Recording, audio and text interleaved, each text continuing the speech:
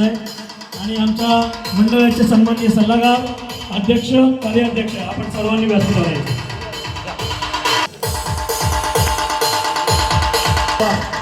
आपण व्यासपीठ व्हायचं.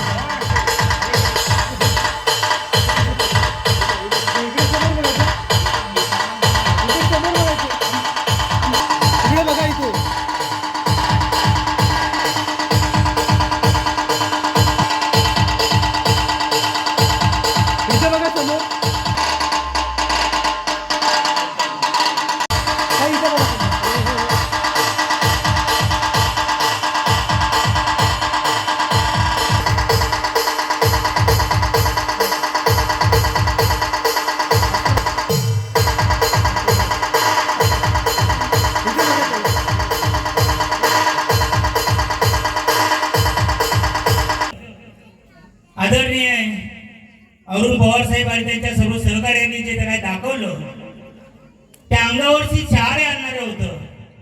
आणि त्याच्याही पलीकडे मी सांगेन, ज्यावेळी आदरणीय सत्यवान महाराज माडिक कोणत्याही मातेला नारळ देत होते, नारळ हातात घेतल्यानंतर फक्त त्यांच्या डोळ्यातून दोन्ही बाजूने अश्रू वाहत होत्या. नेहमी सडेतोड बोलणारे आमचे मामा आज त्यांनी नारळ हातात घेतल्यानंतर सैनिकांची आठवण झाल्यानंतर त्यांच्या डोळ्यातून अश्रू वाहत होत्या. ही या कार्यक्रमाची पावती आहे साहेब. व्यासपीठावर उपस्थित असणारे सर्व सन्मान्य मान्यवर, त्यामध्ये प्रामुख्याने जगराय साहेब, आता ज्यांचं आगमन झाले ते पोलीस इन्स्पेक्टर रुपाळे साहेब, आणि आताच जसे पवार साहेब म्हटले, मी एक कमांडो पुढे उभा राहिल्यानंतर त्याच्या मागे 5 कमांडो काय येतात, तर त्या कमांडोवरती त्यांचा विश्वास असतो. तसेच माझे सहकारी पोलादपूर तालुका रहिवासी संघाचे कार्याध्यक्ष अरविंद चव्हाण आम्हाला सातत्याने मार्गदर्शन करणारे, आणि पुण्यामध्ये रक्त पुरवठा म्हणजे सुरेश हा देश चालवणारे जे राज्यकर्ते होते त्यांच्या पुढे एक प्रश्न पडला होता, भाकरी की शिक्षण. म्हणजे देशाला स्वातंत्र्य मिळालं, पण देशामध्ये असताना बिकट परिस्थिती, त्यामध्ये लोकांना जिवंत ठेवण्यासाठी 2 वेळेला पुरेल एवढा किंवा 1 वेळेला पुरेल एवढा भाकरीचा तुकडा मिळवावा, यासाठी पहिली भाकरी की शिक्षण. परंतु आपल्या देशाचे थोर नेते लाल बहादूर शास्त्री त्यांनी म्हटलं, हे सर्व बाजूला राहू द्या, जय जवान जय किसान हा नारा त्यांनी प्रथम लावला. तो का लावला? कारण की देशाला स्वातंत्र्य मिळाले आहे, ते जर जय जवानांच्या ताब्यात दिलं ते देश सुरक्षित राहील. आणि जय किसान बोललं, जर किसानच्या शेतकऱ्यांच्या पाठीपाशी आपण उभं राहिलो तर आपल्याला 2 वेळचा तुकडा मिळेल. कारण आपल्याला सर्वांना कल्पना आहे, आपल्याला जी भाकरी मिळते ती फक्त शेतकरीच बनवू शकतो. टाटा, बिर्ला, रिलायन्स, अदानी कोणी उद्योगपती असू द्या, कुणाच्याही फॅक्टरीमधून गहू तांदूळ निघत नाही. तो गहू तांदूळ आपल्या शेतकऱ्यांना तयार करावा लागतो. म्हणून लाल बहादूर शास्त्री यांनी नारा दिला, जय जवान जय किसान. आणि आज आपण जय जवान जय किसान या नावाने आज जो पुरस्कार देत आहात, खरंच अतिशय अभिमान वाटावी अशी गोष्ट. मी आपल्या देवपूरच्या आजीबाजी पदाधिकाऱ्यांना म्हणजे सैनिकांना खरंच मानवंदना देतो. पवार साहेब आणि त्यांचे सहकारी म्हणजे पवार साहेब होते, आदरणीय विजय माडिक असू द्या, आमचे ज्ञानेश माडिक असू द्या, आमचे मंगेश उपाळे असू द्या. परंतु आम्ही हा असे कार्यक्रम घेण्याचं कारण त्या वास्तूचं पुनर्जीवन करीत आहोत. पुनर्जीवन करीत असताना आमच्या येणाऱ्या पिढीला या वास्तूबद्दल माहिती पाहिजे. आणि मी तुम्हाला सॅल्यूट करतो. तुम्हाला ही जी कल्पना सुचली ती अतिशय अतिशय अतिशय चांगली कल्पना.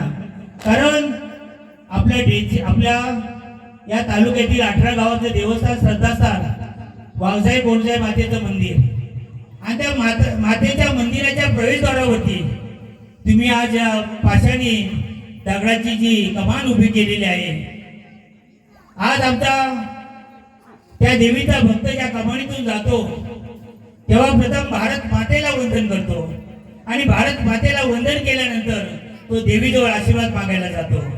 अशी ही जी कल्पना आपण तयार केली, त्याबद्दल तुम्हाला सोडतो. आज हे करत असताना आज आमचे सैनिक संघटनेचे अध्यक्ष आदरणीय अरुण पवार साहेब म्हणजे किती कष्ट सोसावे तो. मागाशी त्यांनी प्रात्यक्षिक दाखवलं. ही जी वास्तू उभी केली, एक एक दगड सर्व सैनिकांनी वरपर्यंत पोहोचवला, परंतु तिथे जी तोफ ठेवलेली आहे ती तोफ कुठे विकत भेटली नाही. आदरणीय अरुण पवार साहेबांच्या नेतृत्वाखाली या सर्वांच्या सहकार्याने ती स्वतः तयार केलेली आहे. खरंच तुम्हाला सर सॅल्यूट तुमचं बरं का. आज किती बोलावं बोलवलं गेलं. मी त्यामुळे त्यामध्ये पुरस्कार दाखवला नाही. आता नुकत्या जानेवारीमध्ये आदरणीय आपल्या देशाचे उद्योजक ज्यांना देव समजलं जातं, Ratan Tata business excellent award जो टाटा परिवाराच्या उपस्थितीमध्ये जानेवारीच्या 28 तारखेला मुंबईमध्ये मला मिळाला.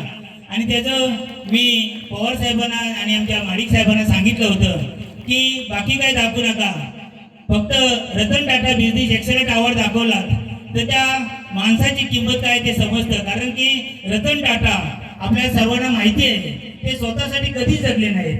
आज जेव्हा देश निर्माण झाला तेव्हा टाटा हाच उत्पादक होता आणि टाटाने सांगितलं होतं देशाला जे काय लागेल ते मी देईन, फक्त रतन टाटा हे नाव तुम्ही तिथं फक्त लावा.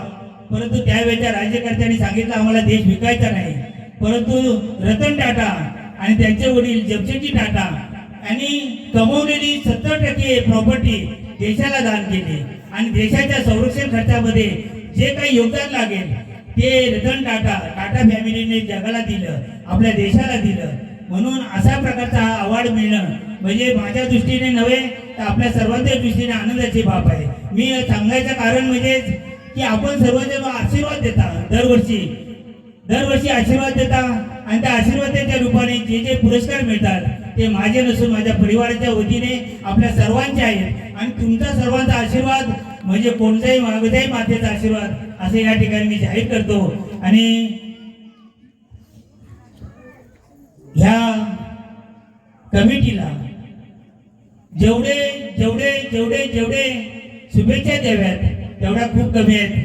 कारण की आज ही संघटना चालवत असताना व्यक्ती, कुटुंब, समाज आणि संस्था सर्व पातळीवर सर्व काही समस्या असतातच. परंतु प्रत्येक समस्या ही उत्तरासोबत जन्माला येत असते. तरी तर्कनिष्ठ पद्धतीने सोडवण्याची क्षमता आपल्यामध्ये पाहिजे. जे संस्कार समाजामध्ये जबाबदार नागरिक म्हणून शिकण्याची जबाबदारी देत नाहीत त्याला काही अर्थ नसतो. समाजाच्या वागण्यातून सिद्ध होते ती खरी संस्कृती. जीवनात आपल्या इतका दुसऱ्याही माणसाला निर्वेदपणे जगायचा अधिकार आहे हे जोपर्यंत आपण मानत नाही आणि ते संसार कोणते याचा जोपर्यंत आपण पाठपुरावा करत नाही तोपर्यंत आपला समाज उन्नती करू शकत नाही. मला अभिमान वाटतो की आपल्या देपूर गावाचा खरा शिमगा साजरा करा होता देपूर गावाने. देपूर गाव म्हणजे सामाजिक क्षेत्रामध्ये, धार्मिक क्षेत्रामध्ये, सांप्रदायिक क्षेत्रामध्ये, सैनिक क्षेत्रामध्ये, व्यावसायिक क्षेत्रामध्ये आणि अभिमानाने वाटावं असं सैनिक क्षेत्र, या सैनिक क्षेत्रामध्ये असणारा आपला देपूर गाव याला मी खरंच मनापासून धन्यवाद देतो. आणि मनापासून चरणस्पर्श करून आपल्या सर्वांचं मनापासून अगदी जेवढा आभार मानावं तेवढे थोडेच आहेत. एवढं बोलून मी माझ्या 2 शब्दांना पूर्ण विराम देतो. जय हिंद, जय महाराष्ट्र.